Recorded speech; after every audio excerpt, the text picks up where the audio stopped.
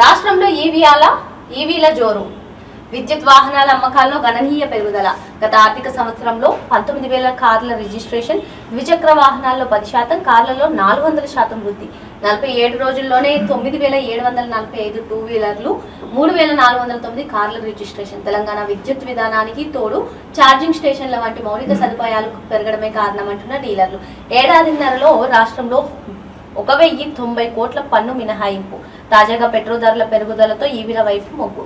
So ఇటు యుద్ధ నేపథ్యం కానివ్వండి, లేదు అంటే ఇక్కడ ఛార్జింగ్ సెంటర్స్, అదేవిధంగా తెలంగాణలో ఏ విధంగా కరెంట్ సరఫరా అవుతుందో దానికి అనుగుణంగానే ఈ రాష్ట్రంలో ఈవీల జోరు ఉంది. విద్యుత్ వాహనాల అమ్మకాలు విపరీతంగా పెరుగుతున్నాయి అన్నటువంటి నేపథ్యం. ఇందులో గత ఆర్థిక సంవత్సరంతో పోలిస్తే గత ఆర్థిక సంవత్సరంలో 19,000 కార్ల రిజిస్ట్రేషన్, అది ద్విచక్ర వాహనాల్లో 10%, కార్లలో ఏకంగా 400% వృద్ధి.